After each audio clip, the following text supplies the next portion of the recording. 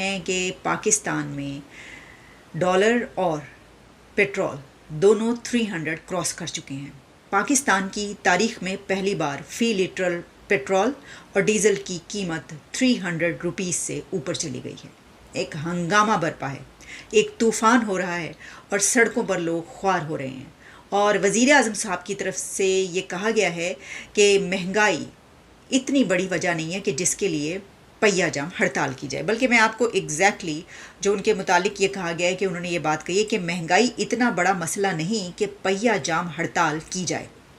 انہوں نے کیا کہا اس پہ تو ہم بعد میں تفصیل پہ آتے ہیں، لیکن نوٹیفیکیشن کے مطابق پیٹرول کی نئی قیمت 305 روپیز 36 پیسہ، جبکہ ڈیزل کی نئی قیمت 311 روپیز 84 پیسہ فی لیٹر مقرر کر دی گئی ہے، اور تاریخ میں پہلی مرتبہ یہ 300 سے اوپر جا چکا ہے۔ اچھا، یہ تو میں نے آپ کو بتایا پیٹرول کا۔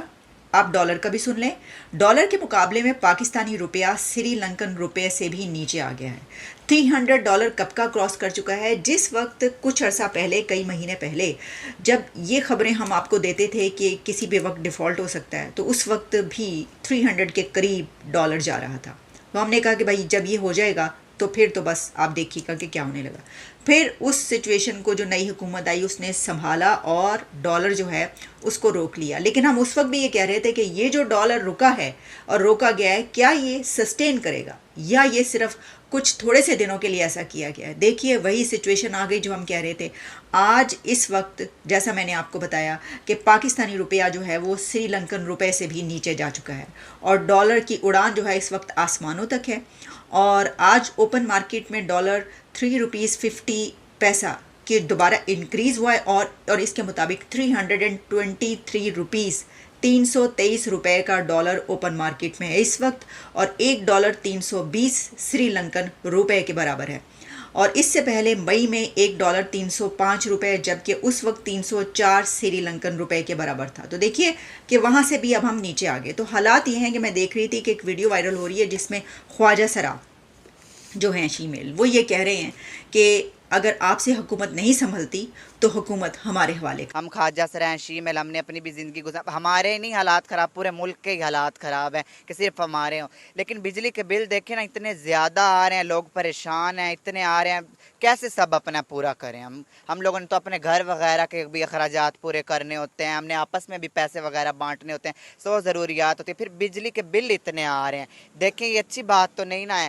تو اگر آپ سے حکومت نہیں سنبھالی جا رہی، نواز شریف، عمران خان، تو ہمیں دیں، ہم سنبھالتے ہیں۔ یہ گورنمنٹ کیا کر رہی ہے؟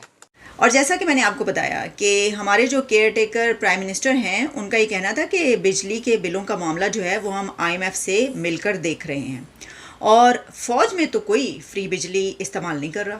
اور پھر انہوں نے کہا کہ مہنگائی ضرور ہے مگر اتنی نہیں کہ پہیہ جام ہڑتال ہو، اور ہم IT، میڈیکل، ٹورزم اور دفاعی پیداوار پر کام کر رہے ہیں۔ آپ تو جس پہ بھی کام کر رہے ہوں، اور جو یہ بات کی گئی کہ IMF سے مل کر ہم اس کا کوئی سلوشن نکال رہے ہیں، تو IMF کی MD نے پاکستان کے حوالے سے کیا کہا وہ بھی ہم آپ کو دکھائی دے۔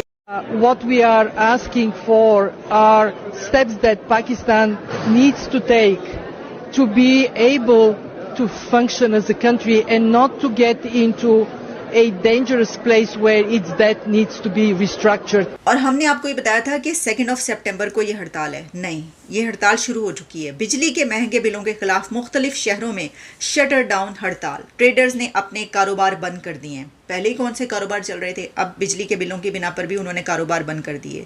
پشاور، کوئٹہ اور پنجاب کے مختلف شہروں میں جو ہے بجلی کے اضافی بلوں کے خلاف شٹر ڈاؤن ہڑتال کی گئی ہے، پروٹیسٹ کیے جا رہے ہیں، اور جو کاروبار ہیں، بزنسز تمام بند کر دیے گئے ہیں۔ ٹریڈرز نے بازاروں کو تالا لگا دیا گیا، مارکیٹس کو تالے لگا دیے گئے ہیں، بجلی کے مہنگے بلوں کے خلاف جو اضافی ٹیکس لگائے گئے ہیں اور یہ سب۔ اچھا، اس پر میں یہ دیکھ رہی تھی کہ یہ آخر کیا مسئلہ کیا ہے، یونٹ کتنے کا ہے نا، مجھ سے بلکہ کسی نے پوچھا بھی کہ بھائی یونٹ کتنے کا ہے، تو جب ہم نے اس کو دیکھا کہ صرف یہاں پر ہی نہیں بلکہ اور بھی کنٹریز جو ہیں وہاں پر یونٹ کتنے کا ہے، تو بلکہ حامد میر صاحب بھی اپنے پروگرام میں یہ ذرا پوچھ رہے تھے، سوال انہوں نے کیا۔ پاکستان میں بجلی کا ایک یونٹ 52 روپیز کا ہے، جبکہ انڈیا ہمارے ہمسایہ ملک میں بجلی کا ایک یونٹ صرف 6 روپے کا۔ انڈیا میں بجلی کا ایک یونٹ اونلی 6 روپیز، جبکہ پاکستان میں 52 روپیز۔ اب آپ فرق دیکھیے کتنا زیادہ گیپ ہے. کیوں ہے ایسا؟ مطلب ایک کنٹری اپنے عوام کو کتنی سہولت فراہم کر رہا ہے اور دوسری طرف ہمارے عوام کے اوپر ایک عذاب نازل ہو چکا ہے جو پہاڑ توڑے جا رہے ہیں. اچھا بنگلہ دیش کو اٹھا لیتے ہیں. بنگلہ دیش کی طرف جب آپ نکلتے ہیں تو وہاں پر بجلی کا ایک یونٹ 7 ٹکے کا ہے. ٹکے کی جو باتیں کرتے ہیں نا ہم لوگوں کے خلاف اور کنٹریز کے خلاف، کبھی ہم ٹکے کی باتیں کر رہے ہوتے ہیں بنگلہ دیش کے لیے، کبھی ہم ٹکے کی باتیں کر رہے ہوتے ہیں وہ چندریان 3 کا جو مون مشن گیا ہم کہہ رہے ہیں ثبوت دو، ہاں اس طرح کی باتیں جو کر رہے ہوتے ہیں. تو ایک ملک ہمارے ہمسایہ ملک وہاں پہ 6 روپے کا انڈیا میں بجلی کا یونٹ اور بنگلہ دیش میں 7 ٹکے کا اور ہمارے 52 روپیز کا. اچھا افغانستان میں وہ ملک کی جو دیکھ لیں جہاں کی جو حکومت آئی جب طالبان کی تو ہم نے کہا غلامی کی زنجیریں توڑی ہیں، تو وہاں پر جو ہے وہ 4 افغانی کا اور سری لنکا میں 27 روپے کا 27 روپیز. اچھا اب ایک اور بات، وہ عوام کے سر پر یہ بھی بم گرا دیا گیا ہے اور وہ یہ بتا دیا گیا ہے کہ سپٹمبر میں یہ کہا گیا ہے حکومت کی طرف سے، یہ جو وزیر اعظم صاحب فرما رہے تھے کہ کوئی بڑی بات نہیں ہے، یعنی اتنا بھی کیا ہو گیا کہ پہیہ جم ہڑتال آپ کر رہے ہیں، تو یہ بھی بتا دیا گیا ہے کہ سپٹمبر میں فی یونٹ 90 روپیز کا ہوگا. میں نے اپنے ایک پروگرام میں 90 روپیز کہہ دیا تھا غلطی سے، لیکن وہ ہوتا ہے نا بعض اوقات آپ جو کہہ دیتے ہیں وہی ہونا ہوتا ہے، تو وہ ہو گیا ہے. سپٹمبر میں کہا جا رہا ہے کہ یہ جو ہے یونٹ یہ 90 روپے کا ہو جائے گا، 90 روپیز کا. تو پرائم منسٹر کا یہ کہنا ہے کہ بل تو دینے پڑیں گے. اچھا اب میں آپ کو یہ بتائی دوں لوگ بل نہیں دیں گے، وزیر اعظم صاحب لوگ بل نہیں دیں گے. جو یہ حالات ہیں نا یہ بہت ہی خطرناک صورتحال کی طرف جا رہے ہیں. وہ آپ نے دیکھا تھا نا کہ جو عرب سپرنگ کی ہم بات کرتے ہیں وہاں پہ کیا کیا کچھ ہوا تھا، آپ نے دیکھ لیا. تو کہیں آپ حالات کو اس طرف نہ لیے جائیں. یہ آپ کے کہنے سے یعنی کسی کے کہنے سے اب لوگ بجلی کا بل دیں گے نہیں، ان کے پاس ہے ہی نہیں. دیکھیے جیسے میں نے کہا کہ ایک اے سی کمرے میں بیٹھ کر 3 پیس سوٹ پہن کر اور ایک بڑے ڈیزگنیشن پر ملک چلانے والا ایک سربراہ یا کوئی بھی ایسی پرسنالٹی اس کا یہ کہہ دینا کہ یہ جو ہے یہ بل تو دینا پڑے گا اور یہ جو ہے کوئی بات نہیں ہے کہ اس طریقے سے پروٹیسٹ کیا جا رہا ہے. لیکن اس کے ساتھ اگر ایک مزدور کو کھڑا کر دیا جائے جو کہ شدید سخت گرمی میں سڑکوں پر پتھر توڑتا ہے، پتھر کوٹتا ہے، ہاں جس کی کہ تنخواہ وہ اپنے گھر میں جو ہے وہ 200 روپے لے کر جاتا ہے، 300 روپے لے کر جاتا ہے روزانہ، 500 روپیز لے کر چلا جاتا ہے، وہ 20,000 اس کا بجلی کا بل آئے گا کہاں سے بھرے گا؟ جس بندے کی سیلری 25,000 روپیز ہے اگر اسے 20,000 بجلی کا بل آ جائے گا تو پرائم منسٹر صاحب وہ کہاں سے بھرے گا؟ مجھے یہ بتائیے. نہیں ہو سکتا یہ. تو اس کے اوپر اب یہ تو سمجھ سے باہر بات ہے کہ یہ معاملہ کس طرف جائے گا، کہاں تک پہنچے گا اور اس کا حل کیا ہے.